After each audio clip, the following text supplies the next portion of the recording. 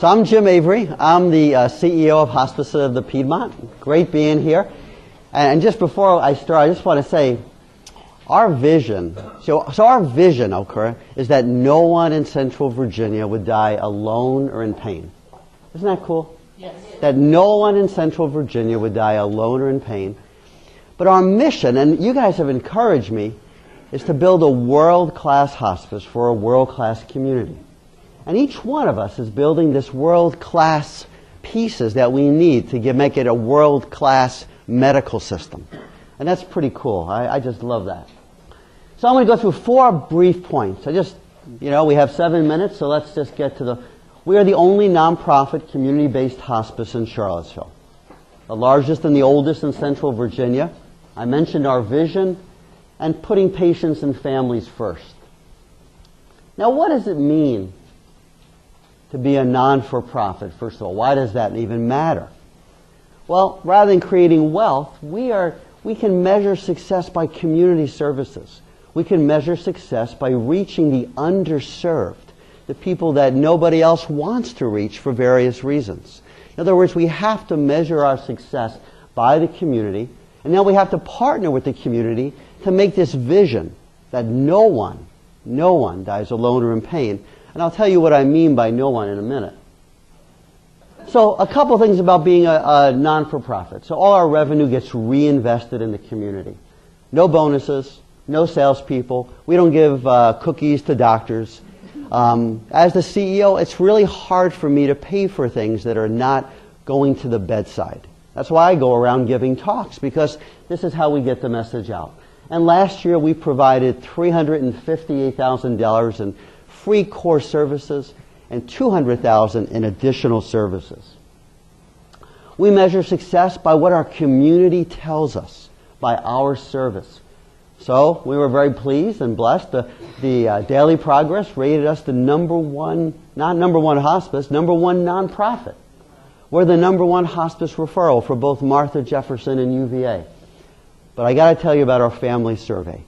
This is a survey that's done nationally. Most hospices participate in this, the larger ones at least, the better ones do. And they rate our overall care. And you can see we had a 90%, this is the latest ones. 90% overall care is excellent. National average, you may say, well, all hospices are rated excellent. National average, 73%. Average in Virginia, 72%.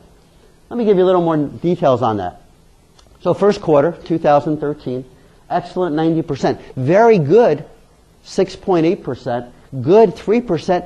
Not a single person rated it fair or poor.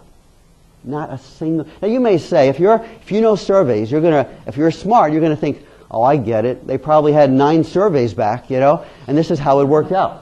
Look at our return rate.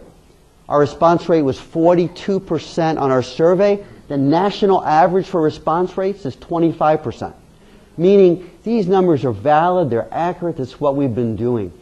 This is how we rate our success. What do our families say, and how do we benchmark compared to other hospices?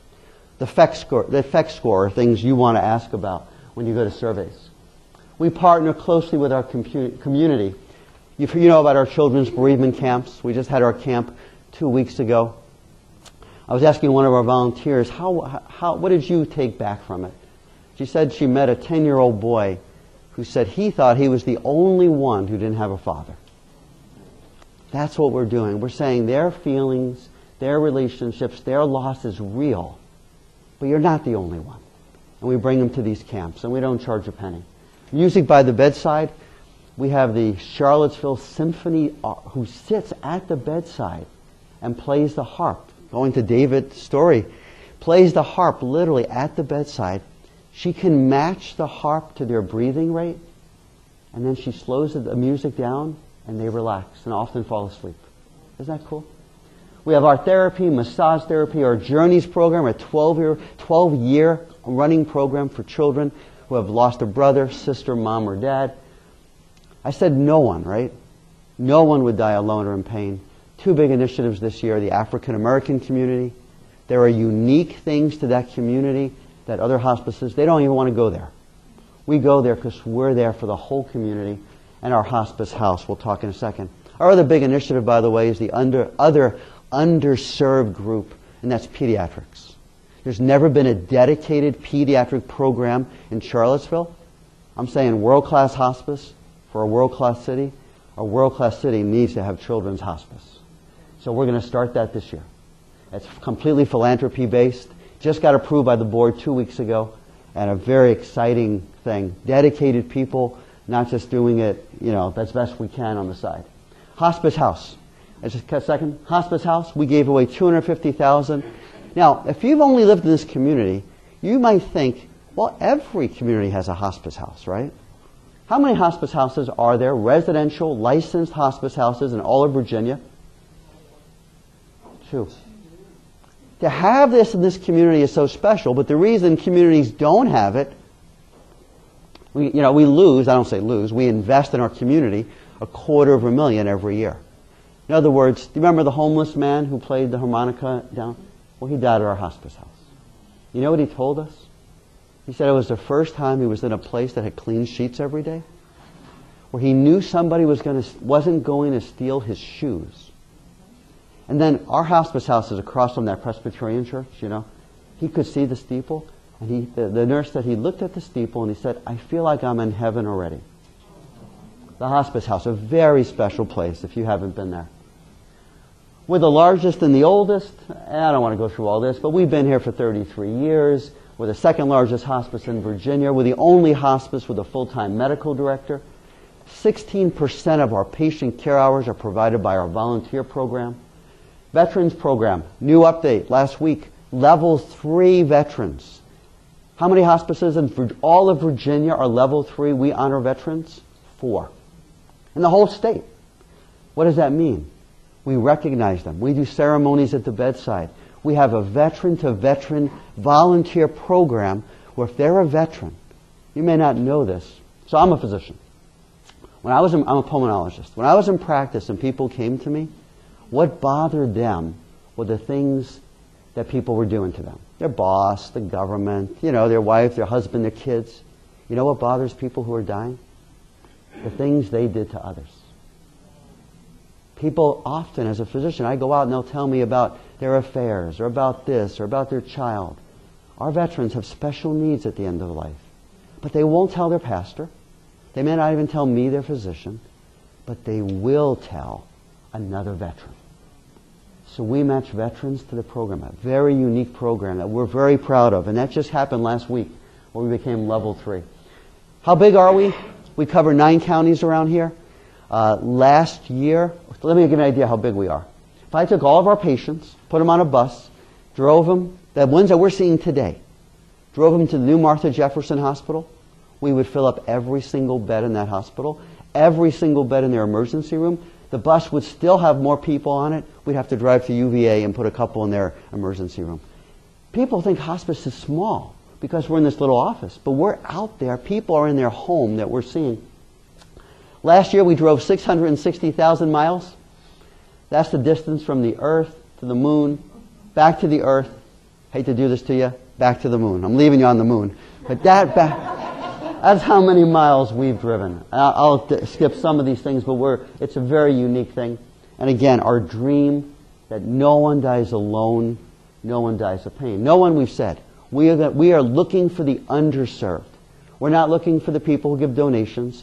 We're not looking for people where the costs are less. There's ways people can do that. We're not doing that. We're looking for those who are underserved. And that no one would die alone.